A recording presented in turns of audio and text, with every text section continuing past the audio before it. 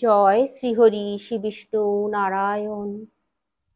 সকলকে অনেক অনেক শুভেচ্ছা। আজকে যে বিষয়টা বলবো, স্নান করার পর কিছু কিছু ভুল আছে যেগুলো আমাদের হয়ে যায়। সেই ভুলগুলো করা একদমই উচিত নয়। সেই ভুলগুলো করলে আমাদের জীবনে নানান রকম সমস্যার আমাদেরকে সম্মুখীন হতে হয়। যেমন প্রথম ভুলই হচ্ছে বাথরুমে স্নান করার পর জামা কাপড় ধুয়ে অনেকক্ষণ ধরে জমিয়ে রেখে দেওয়া, দিচ্ছি দেবোক্ষণ করে দেরি করা। জামা কাপড় সঙ্গে সঙ্গে শুকনো করতে দিয়ে দিতে হয়, মেলে দিতে হয়। তারপরে বাথরুমে স্নান করার পর বাথরুমের দরজা খুলে রাখা উচিত নয়। এতে করে কি হয় জানেন তো, নেতিবাচক শক্তি প্রবেশ করে আমাদের গৃহে, আমাদের আর্থিক অনটন দেখা দেয়। আর বাথরুম সবসময় পরিষ্কার পরিচ্ছন্ন করে রাখতে হয়। বেশি দিন ধরে বাথরুম অপরিচ্ছন্ন রাখা একদমই উচিত নয়। স্যাঁতস্যাঁতে হয়ে থাকে, সেটা খুবই খারাপ জিনিস।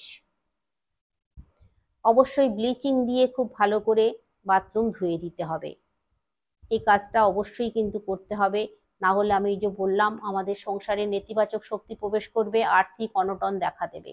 তারপরে অনেক সময় অনেকেই দেখা যায় সংসারের মধ্যে যে স্নান করেছে, স্নান করে খানিকটা জল বালতির মধ্যে ফেলে রেখে দিয়েছে। সেটা কিন্তু ঠিক নয়। স্নান করার পর বালতিতে জল ফেলে রাখা উচিত নয়।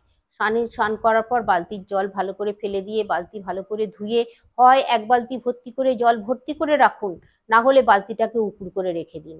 সেটা করা উচিত। স্নান করার পর কখনোই বালতির মধ্যে জল ফেলে রাখা উচিত নয়। তারপরে জুতো পরে স্নান করা উচিত নয়। জুতো পরে স্নান করাও কিন্তু খুব অশুভ ফল দেয়। এতে করে কি হয় জানেন তো, মানহানির আশঙ্কা থাকে জুতো পরে স্নান করলে। স্নানের পর বাথরুমে চুল পড়ে থাকে যাদের, যেমন ধরুন স্নান করার পর অনেক সময় বাথরুমে চুল পড়ে থাকে, সেই চুলগুলোকে কিন্তু তুলে ফেলে দিতে হয়। চুল ফেলে রাখা বাথরুমের মধ্যে একদমই উচিত নয়। এতে করে মা লক্ষ্মী আমাদের মহিলাদের, বিশেষ করে মহিলাদের ক্ষেত্রে এই জিনিসটা দেখা যায়, মা লক্ষ্মী আমাদের উপরে ভীষণ কুপিত হন, ভীষণ রেগে যান মহিলাদের উপরে।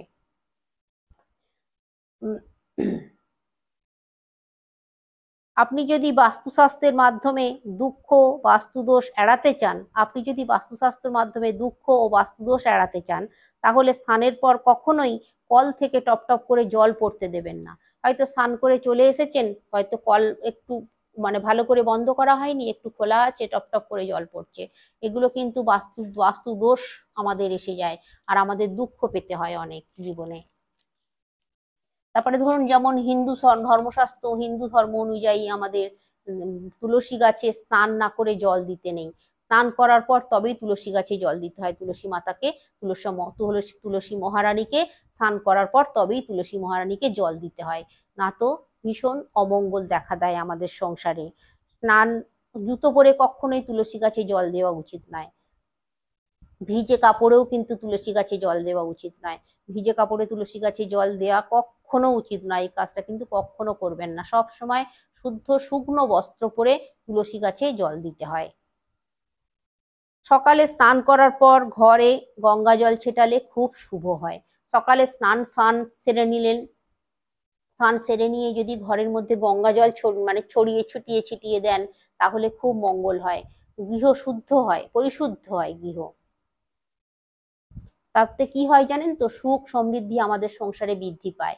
আমাদের সংসারে টাকা পয়সার অভাব থাকে না, আমাদের দারিদ্রতাও আসে না, আমরা খুব ভালো থাকতে পারি। তারপরে ধরুন, যারা আমাদের ক্ষতি করার চেষ্টা করে, তাদের ক্ষতির হাত থেকেও কিন্তু আমরা রেহাই পেয়ে যাই এই গঙ্গা জল ছেটানোর মাধ্যমে। তারপরে স্নানের আগে কখনো মেয়েদের, মহিলাদের বিশেষ করে, স্নানের আগে চুল আঁচড়ানো উচিত নয়। স্নান করার পর তারপরেই কিন্তু চুল আঁচড়ানো উচিত। স্নানের আগে কখনো এই কাজ করা উচিত নয়। তারপরে স্নান না করে রান্নাঘরে গিয়ে রান্না করাটাও কিন্তু খুব অনুচিত কাজ। এতে করে আমাদের মা অন্নপূর্ণা অসন্তুষ্ট হয়ে যান। কারণ আমাদের হিন্দু শাস্ত্রে, হিন্দু ধর্ম অনুযায়ী আমাদের মা অন্নপূর্ণার প্রসাদ হিসেবে কিন্তু আমাদের রান্নাঘরে যে রান্নাবান্নাগুলো করি আমরা, সেই রান্নাবান্না খাবার দাবারগুলো প্রসাদ হিসেবেই কিন্তু আমাদের গ্রহণ করতে হয়।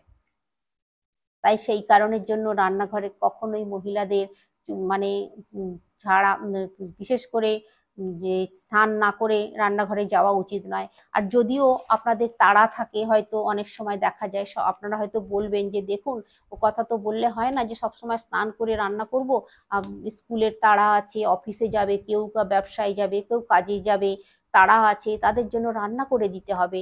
সবসময় তো বললে কি করে হবে, সকাল সকাল হয়তো ভোর ভোর রান্না করে দিতে হবে, সেক্ষেত্রে তো কিছু করার নেই। সেক্ষেত্রে আপনারা একটা কাজ করবেন, অবশ্যই কিন্তু জামা কাপড় ছেড়ে তারপরে রান্নাঘরে ঢুকবেন। জুতো পরে কিন্তু কখনো রান্নাঘরে ঢুকবেন না। আপনারা দরকার হলে পায়ের তলায় একটা পাপোশ রেখে দিন, না তো একটা আসন রেখে দেবেন, রেখে দিয়ে তাতে দাঁড়িয়ে রান্না করবেন।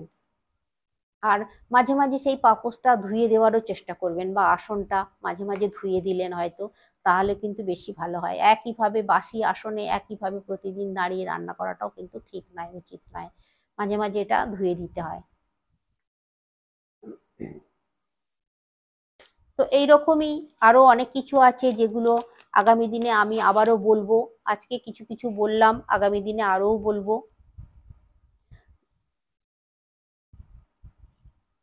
সেরকমই ভিডিও আবার আপনাদের জন্য আমি নিয়ে আসছি, সঙ্গে থাকুন। আর যদি আমার ভিডিও ভালো লাগে অবশ্যই লাইক করুন, শেয়ার করুন, কমেন্ট করুন, আর সাবস্ক্রাইব করুন, পাশে থাকুন। আর সকলে অনেক অনেক সুস্থ থাকুন, হাসিতে থাকুন, খুশিতে থাকুন, এই শুভকামনা জানাই ভগবান শ্রীহরি শ্রী বিষ্ণু নারায়ণের কাছে।